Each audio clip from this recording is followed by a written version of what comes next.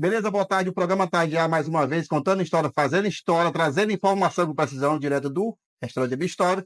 Sibeli, apresenta o ilustríssimo professor que vai contextualizar com a gente agora tudo sobre as mudanças climáticas. Quem é que vem conosco agora, ilustríssimo? Quem é que vem agora, Sibeli? O Ayrton Costa. Ele é geógrafo, é bacharel em Direito da UESP, mestre em Geografia na UF, professor da UESP, diretor de Prevenção e Mitigação da Defesa Civil, membro do Comitê para as Mudanças Climáticas do Consórcio Nordeste. Muitíssimo obrigado a fazer parte desse momento aqui. O Tardia busca levar informação com precisão e todo mundo reclama desse tempo que não é acostumado, esse clima do nosso cearense que mora aqui. O que leva a essas mudanças, o que ela traz de prejudicial para a nossa saúde? Primeiro, agradecer o convite, né?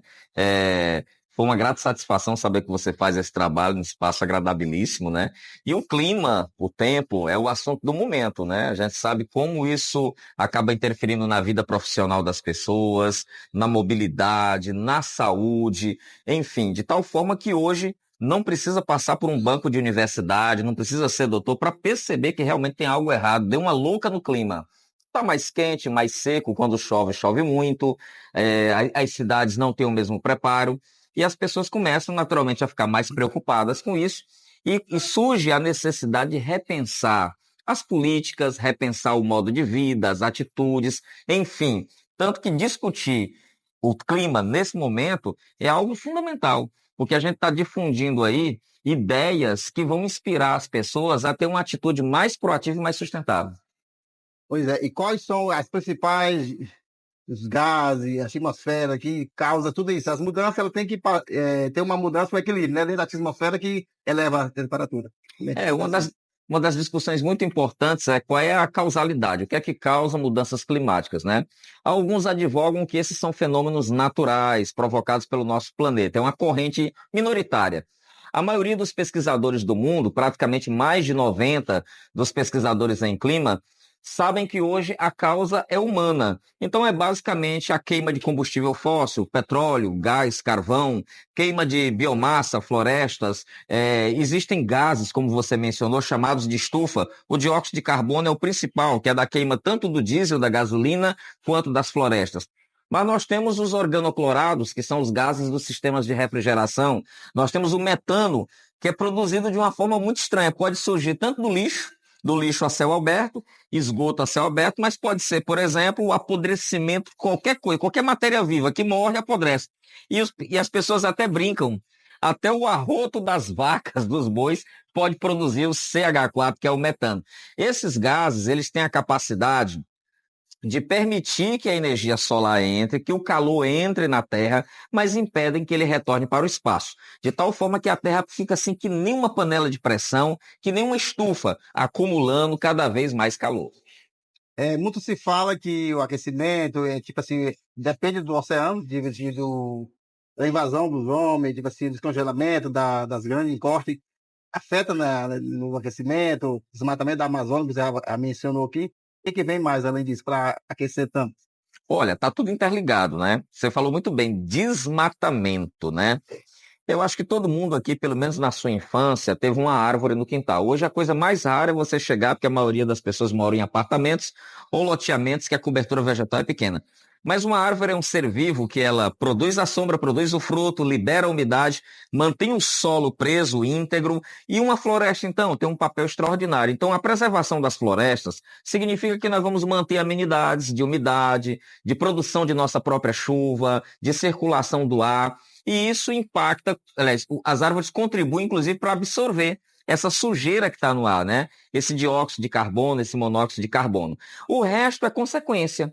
Se a gente tem, por exemplo, os mares, hoje é muito comum você ouvir falar que o mar, nós estamos tendo mais ressacas, mais ondas agressivas, mais marés agressivas, o mar está invadindo determinadas áreas litorâneas. De onde vem essa água? Além do calor, que faz com que o volume das águas naturalmente suba, a maré seja mais intensa, você tem o derretimento das geleiras. E tudo isso está conectado à causa humana. O fato de que nós, a nossa espécie, não eu e você, que nós somos jovens, mas os que vieram antes de nós, há mais de 200 anos atrás, fizeram uma opção. Todo esse conforto que nós temos, esse espaço maravilhoso, a roupa que nós vestimos, o carro que nós utilizamos, ele é produto de uma sociedade que degradou bastante a natureza. E hoje a gente precisa encontrar soluções novas para isso, né?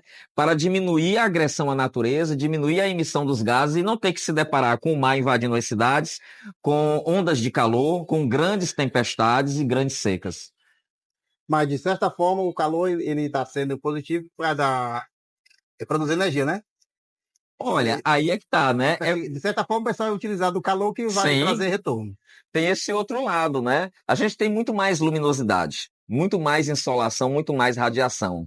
Aquela luz, essa luz do sol, ela é aproveitada pelas células fotovoltaicas que convertem a radiação solar em eletricidade.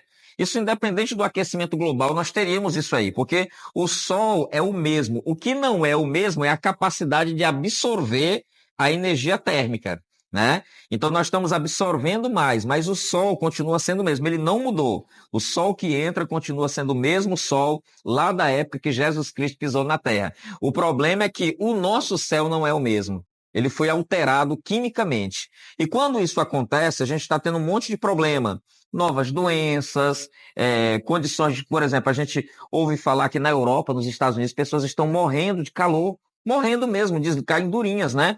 Por hipertermia. E isso não é legal, isso é um sinal ruim de que as condições da natureza foram muito alteradas e hoje elas se voltam contra a espécie humana. E o que podemos fazer para assim, modificar um pouco, assim, voltar ao que era antes, mas menos ter um paliativo? O que é possível fazer de curto prazo? Olha, curto prazo mesmo, pouca coisa, mas isso não é para desestimular a gente, não. A gente tem que fazer algo para ontem.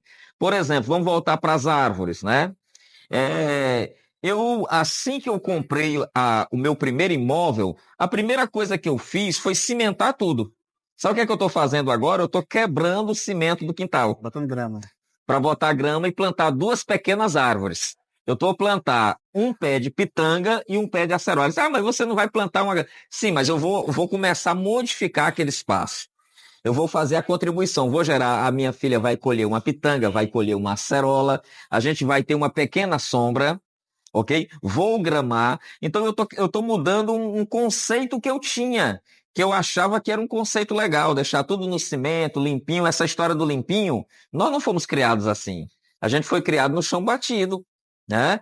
Então a gente criou essa visão de que tudo com porcelanato, tudo cimentado é lindo. Então a gente tem que resgatar esse nosso primitivo, resgatar esse nosso brejeiro, essa nossa vida raiz. Plantar árvores, elas vão ajudar a limpar o ar, vão melhorar o solo, melhorar a qualidade da absorção da água pelo solo. E a gente precisa ter um cuidado com o lixo. Nós somos uma sociedade que produz muito lixo. Por exemplo, uma atitude bem simples, eu sou servidor público. Quando eu chego lá, às vezes eu esqueço a minha garrafinha de água. É sempre bom andar com a garrafinha d'água. Então, o que é que eu faço? Eu sou obrigado a usar o copo descartável. Eu entro 7 horas da manhã no meu trabalho. Então, eu pego aquele copo e eu só vou largar aquele copo quando eu sair às 14h30. Então, ou seja, até às 14h30 eu adotei aquele copo. Então, vamos tentar, porque senão toda vez que você for lá na água, né? No filtro, você pegar um copo, né? Abre aqui, cai um copo. A gente já tem gasto aí durante uma manhã ou uma tarde, quase uma dezena de copos descartáveis. Então, se você adota o ideal é copo de vidro, uma caneca, né? Boa. Vou ganhar uma caneca hoje, estou sabendo. Já vou, o copo de plástico está eliminado. Então, essa atitude ajuda a salvar o mundo. Pode parecer pequena, mas é um gesto cidadão. Faz toda a diferença, né? Toda a diferença, viu? Por isso que até as escolas fazem campanha educativa, adotam uma garrafa, né? Assim, até para facilitar, para você não ter contato, né? Com os bebedores. Isso, é higiênico, né? Também. E vai facilitar que não vá menos lixo para o meio ambiente. Com certeza, uma garrafinha daquela dura uma vida, né? E aí você não tem uso de descartável. Eu cheguei numa repartição pública um dia desse e eu encontrei lá o copo de papel. Fazia muito tempo que eu não vi um copo de papel na minha vida, né? E aí, de repente, tinha lá, use o copo de papel. Bem, é uma alternativa, vamos dizer assim, menos agressiva, né? Mas papel vem de onde? De madeira. madeira vem de árvore. Então, tudo que a gente puder fazer para diminuir a agressão, você diminui o gasto com energia, você diminui a manipulação do petróleo, porque plástico é petróleo, diminui a poluição e, consequentemente, você deixa o seu planeta melhor, muito melhor. Viu? A gente acompanha sempre assim, no órgão onde o senhor faz parte da Defesa Civil, está sempre diversificando. Quando não é sol, é chuva. Como é que você aceita, tipo assim, procura agora, nós estamos no período das enchentes. A gente vai diversificar o assunto que é o que você conhece de melhor. Como é que você faz essa inversão, né? Para a Defesa Civil chama para, na época tem muita gente aí nas enchentes, como é que investe os papéis, saindo um pouquinho da climática agora, voltando para as enchentes? Sim, na verdade a Defesa Civil, ela trabalha com o risco. O risco é uma condição de perigo que ameaça o teu patrimônio, que ameaça a tua integridade física, a tua saúde, a vida, né? Enfim, então a Defesa Civil é o órgão que faz a gestão do risco de desastre. Então ela trabalha antes da ocorrência do desastre, que se chama prevenção, durante o desastre, que se chama resposta, e o pós-desastre, que se chama reconstrução. No antes do desastre, por exemplo, a Defesa Civil toma todas as medidas para conscientizar as pessoas de que existe um perigo e que elas têm que tomar cuidado em relação a esse perigo. Durante, ela tem que dar toda a assistência se as pessoas estão sofrendo por alguma situação de risco. E no pós, é ajudar as pessoas a se recuperarem. Agora vamos para os problemas.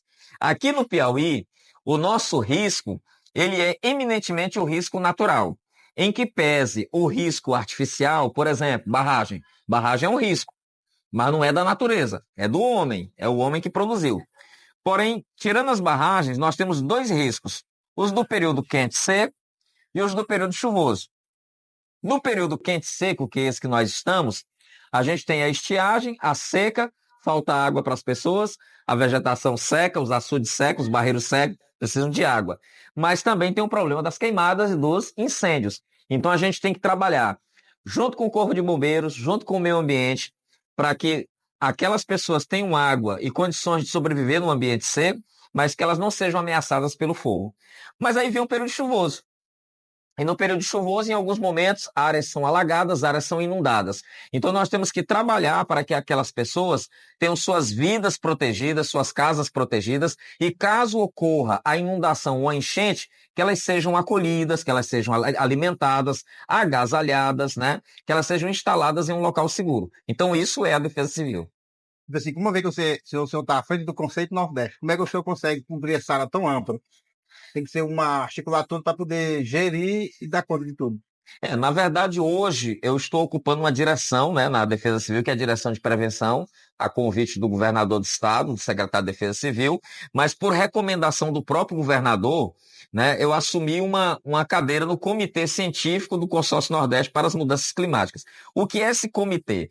Imagine que cada estado nordestino, Bahia, Ceará, Sergipe, Pernambuco, tem um representante nesse comitê, que geralmente é um pesquisador do clima. É uma pessoa que tem um entendimento como vai se comportar o clima na região Nordeste nos próximos 20, 30, 50 anos ou mais.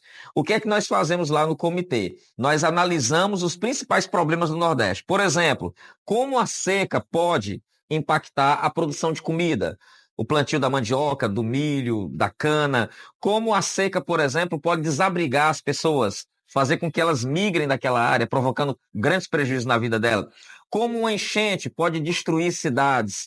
Então, a partir da análise que nós fazemos, nós orientamos os governadores, a equipe dos governadores, a fazer uma coisa chamada política pública. Tipo, na seca, ao invés de só dar água do carro-pipa, vamos estimular mais adução, mais barragem, mais sistema de tratamento da água. Vamos estimular, por exemplo, as Embrapas a desenvolverem sementes mais resistentes à seca. Na chuva, vamos fazer obras de contenção. Vamos criar um sistema de orientação e de monitoramento que diga para o cidadão que aquelas áreas são perigosas, que ele não deve se deslocar para lá. Então, por exemplo, estou colocando aqui de forma bem simples. O comitê, ele serve o quê? Para perceber, por exemplo, deu certo algo em Alagoas, certo o Piauí, a gente traz Piauí. O Piauí está fazendo escola em alguma coisa, leva para a Bahia, leva para o Maranhão. Então, ele é uma ponte de troca de políticas, de informação, mas também, olha, de união de esforços. Se o Piauí não tem condição, por exemplo, de fazer uma grande política pública, os estados se unem com suas bancadas, com seus deputados federais, com seus senadores, para concretizar uma grande meta. E, tipo assim, e ter um projeto de deixar o cidadão onde ele está, senão vai causar um inchaço na cidade grande, né? Se tem com que ele produzir e se manter lá no município que ele está, ele vai fazer essa migração para a cidade grande, para a macro-região, e pode ter uma incerteza que não vai dar certo, né? Pode ser o estopim para novos problemas, porque boa parte dos desastres que acontecem nas cidades grandes é resultado dessa ocupação desordenada, principalmente de áreas de risco, morros, encostas. Então a Defesa Civil trabalha também orientando esse planejamento. E quando a gente diz assim, vamos fortalecer o cidadão onde ele está, né? Porque na verdade, se você criar condições, você tem áreas que se tornarão produtivas. Por exemplo, o sertão, a caatinga. O cidadão que está lá no Rio de Janeiro, está no Rio Grande do Sul, no Paraná, ele tem uma visão, por exemplo, de que a Caatinga é um ambiente morto, seco, que não dá nada. Mas qualquer sertanejo, qualquer nordestino que vai à Caatinga, basta cair, como dizia minha avó, o primeiro caroço d'água, que a vida brota na Caatinga. É a Caatinga dos umbus, dos cajás, dos jatobás, dos pequis, dos bacuris, é a Caatinga da fartura. Então a gente precisa apenas garantir que aquele ambiente ele seja saudável, que ele não sofra agressão, que a gente garanta a água. Se garantir a água, a Caatinga é o melhor lugar do mundo para se viver. Que ele vai ter uma proteção, uma alimentação sustentável, né? E o solo é bom, direto, coisa boa, comida de qualidade. Assim, que é incentivar esse pequeno produtor, que ele fique lá, né? Isso. Qualidade de vida, Total. que aí vai fazer a diferença e não vai ter problema futuro para as grandes cidades. E você pode perceber, em qualquer município do sertão, você vai encontrar uma grande quantidade de homens e mulheres sexagenários, septuagenários, octogenários, população longeva, população que vive bem, povo corado, povo bonito. Às vezes você vê uma feição castigada pelo sol, pelos problemas, né? Trabalham desde cedo, né? Mas você vê pessoas que têm uma qualidade de vida em relação ao habitante da cidade. A gente vê que a procura é tão grande, assim, a gente está muito grato de o senhor ter tirado esse tempo para vir conversar conosco aqui, trazer, brilhantar o programa Tarde Já, que o senhor é muito solicitado. Eu não sei nem como é a demanda grande, então a gente propôs você estar num ambiente logo diferenciado, estar em outro canal X, Y. Então, é levar informação. Isso é que o programa Tarde Já busca, qual é o nosso projeto, nosso intuito, é levar informação, fazer o diferente e prestar serviço à sociedade. Porque hoje a gente vê que as redes sociais bota tudo, né? Sim. Qualidade. Entendeu? Tem poucos. Então, qual o nosso projeto? É trazer pessoa que possa somar. A gente tem que mandar um abraço até para um cara que está aqui, que foi o mentor, que ele já começou com os bastidores. Que Já conversei com ele. Que trouxe aqui, que quando eu pensei em trazer esse projeto, rapaz, eu vou lhe apresentar um cidadão que sabe de tudo. Pensou no espaço geográfico, pensou em falar em mudanças climáticas, pensou em meteorologia. E vou lhe apresentar um cidadão, então, o programa Tarde Já. Só tenho a agradecer esse momento e deixe um conceito para a pessoa, para tranquilizar que é possível, que não vamos passar. Está vindo o inverno, está mais certo. Sim. É passageiro, saber acostumar a fazer um paliativo, né? Tentar se refrescar da melhor forma possível e segue para frente, né? Quem está aqui no nosso estado aqui não. É verdade, né?